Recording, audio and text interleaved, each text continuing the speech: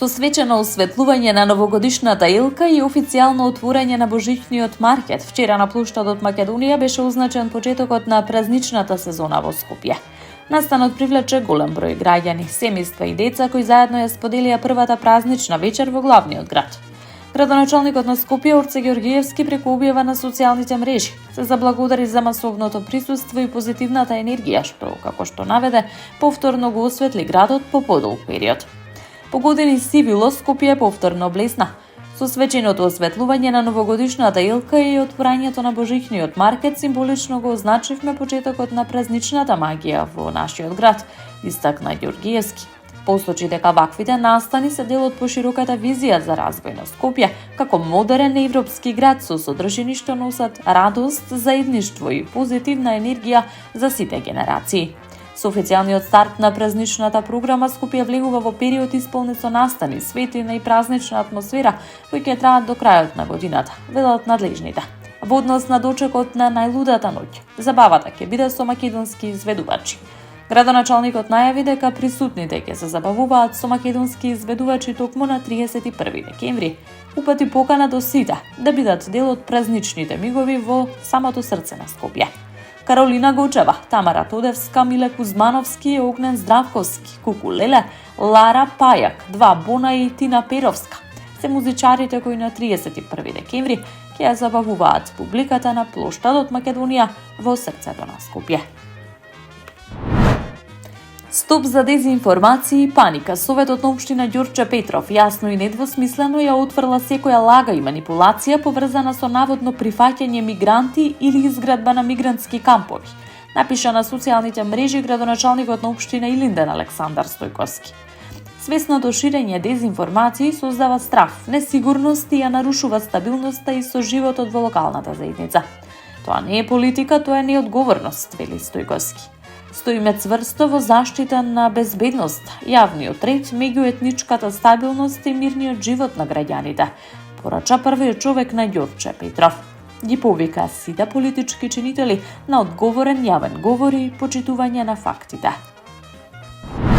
Градоначалникот на општина Центар Горан Герасимовски преку социјалните мрежи сподели дека поставени се сите 30 уреди за мерење бучава во Центар.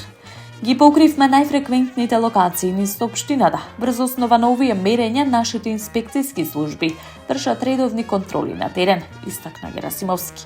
Овие уреди, како што посочи, не препознаваат гласови, туку ја мерат амбиенталната бучава во децибели и фреквенцијата на звукот со цел побрза и поефикасна реакција на инспекцијата.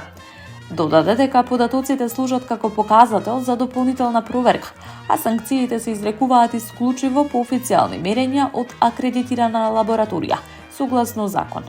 Фокусот е ставен на бучавата од угостителските објекти и сообраќајот, затоа што јавниот мир и квалитетот на животот на центарци се наш приоритет, порача Герасимовски.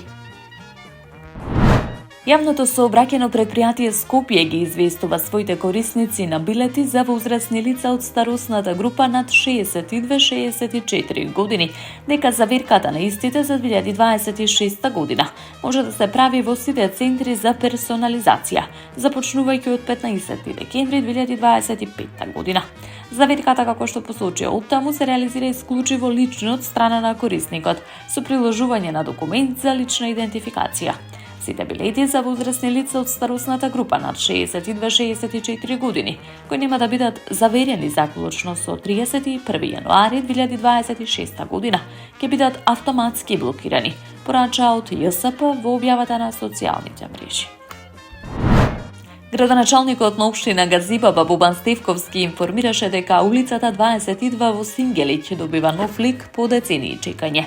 Со асфалтирањето на улица 22, уште една долго очекувана потреба на граѓаните станува реалност. Овој проект представува повеќе од инфраструктура. Тој значи подобар секојдневен живот и поголема безбедност и достоинствени услови за сите жители, истакна Стевковски. Инвестиција во вредност од 8.850.000 денари, како што додаде градоначалникот, е насочена директно кон подобрување на локалната патна мрежа и унапредување на урбаното живење. По повеќе од 3 децении чекање, кал, прашина и тешко движење остануваат во минатото. На нивно место доаѓа модерен и квалитетен асфалт. Ја градиме газибаба рамномерно во секое населено место, секоја улица, затоа што развојот мора да биде еднаков и правичен, посочи Стивковски. Преку 15 на улици ќе се реконструираат во општина Карпош со поддршка на владата. Општината полека ќе го смени урбаниот лик и ќе се развива, истакна вице-премиерот и министер за транспорт Александар Николовски при посетата на општина Карпош.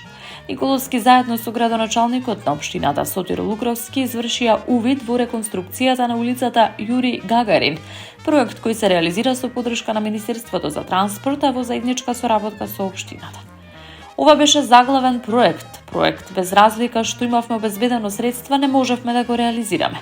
Откако беше избран за градоначалник, заедно со службите во општината успеа да ги решат сите предизвици за овој проект.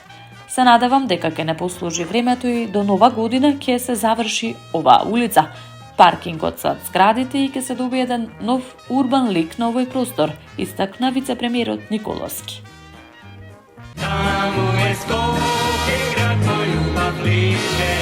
Što mi rastu te sni, večno ke ja sam